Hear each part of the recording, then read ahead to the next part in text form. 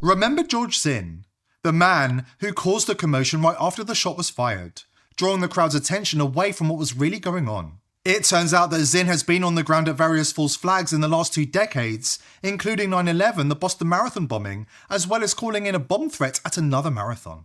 Coincidence? Or are we looking at a professional operative, a crisis actor, whose job is to appear, disappear, and help shape the narrative every time tragedy strikes? And here's where it gets truly strange. In the days leading up to the assassination, searches for George Zinn started coming in, not from random users, but from Washington, D.C. 40 separate searches, all within a single day, September the 1st, 10 days before the shooting. And that's not all. He was also searched for from Israel. Despite there being no news stories about him, no public record, no reason anyone overseas should have even known his name. So what exactly was Israel looking for? And why did George Zinn suddenly become so interesting right before the assassination? George Zinn.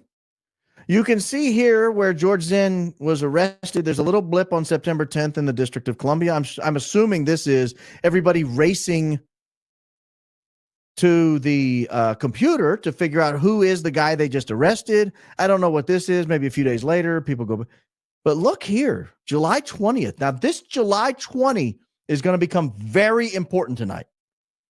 The week of round July 20th is going to become exceedingly important. And the amount of coincidences that take place between like a week before and a week after July 20 and all that time in between becomes very difficult to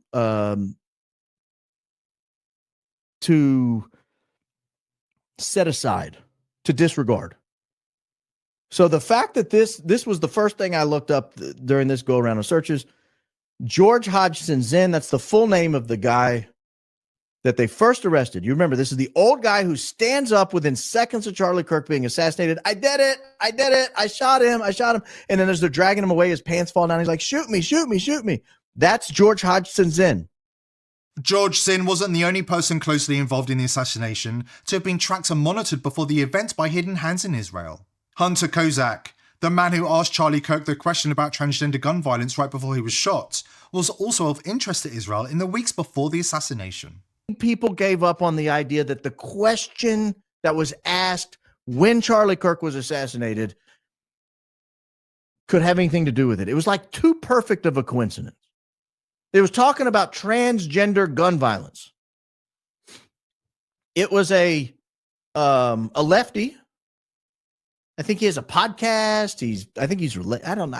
I don't want to speak out of turn. Guy's name's Hunter Kozak. Hunter Kozak goes to the stage. Now, I have heard where he said out of his mouth, he pre-screened this question with Charlie Kirk's team. They were fine with him asking this question. It's not like he caught Charlie Kirk unaware with this question.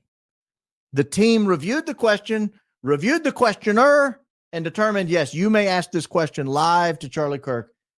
Lo and behold, our friends in Israel were searching the name Hunter Kozak, or someone with an IP address originating in Israel. We're searching the name Hunter Kozak on 3 August 2025.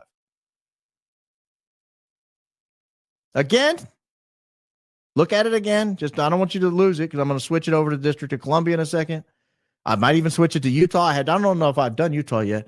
But on August 3, 2025, Hunter Kozak searched with an IP address originating in Israel. Now let's do the District of Columbia. Anyone within our nation's capital curious about this guy? No. Anybody inside the state of Utah curious about this guy? Only after the shooting. But our friends on the other side of the world, for some reason, took an interest in this guy. If there's one thing the Charlie Kirk case has shown us, is that nobody is invisible online. When Netanyahu declared that social media was Israel's new battleground, he wasn't exaggerating.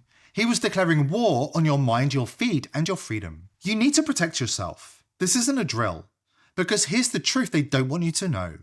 The VPNs you thought were your shield, your last line of defense against government and corporate surveillance, have been compromised. One Tel Aviv-based company with a long history of distributing malware has quietly bought up nearly all the biggest VPNs on the planet. ExpressVPN, CyberGhost, private internet access, and many more. And the people they hire? Not random techies, not privacy activists, but veterans of Israel's most notorious intelligence units, Unit 8200. The cyber warfare arm behind the world's most advanced spying tools including Celebrite and Pegasus. And the Dovden unit, infiltration experts turned executives. When their operatives get caught spying, they don't get punished, they get promoted. And those are the people now asking you to trust their no-logs policy. Trust them not to peek. Trust them not to sell your data, and trust them with your entire digital life. Think about that. Can you really trust a system built by the surveillance state itself? That's why VP.net was created. It's not another VPN with clever marketing. Legacy VPNs say trust us. VP.net says don't trust, verify. It's trustless by design, meaning even if they wanted to spy on you, they couldn't. Built on zero-knowledge cryptography, Intel SGX secure enclaves, and open source code you can audit yourself. It's mathematically impossible to log or leak your data. No Mossad backdoors, no compromat, no hidden hands. Just pure verifiable privacy. This is how we fight back. Not with fear, but with next generation tech that works for us, not against us. Sign up today at vp.net/TPV. It's only $5 a month, and you can finally stop asking, who's monitoring me? Because the answer is, they were, but with vp.net, not anymore. Recent events have made it clear. Israel has taken off the gloves. And this time, the war isn't overseas, it's aimed squarely at Americans.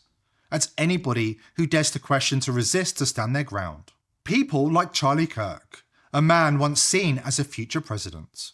Who hired you? Who's Charlie Kirk? He actually runs Turning Point USA. Even I know he's like so young, it's insane, and you should look him up and figure out who he is, because he's, in my opinion, he's going to be a future president of the United States. And everyone says that. Every show he's been on in Fox says, like, very rarely do you meet, like Rush Limbaugh just said, very rarely do you meet someone and think that's going to be a president of the United States. Charlie Kirk will be a president. If they're willing to monitor and silence him when he began going off script, imagine what they're going to do to the rest of us. It's time to say no. Reject the globalist agenda. Reject Israel first. Expel the spies hiding in your phone, in your apps, in your devices. Go to vp.net/TPV and take back control before it's too late.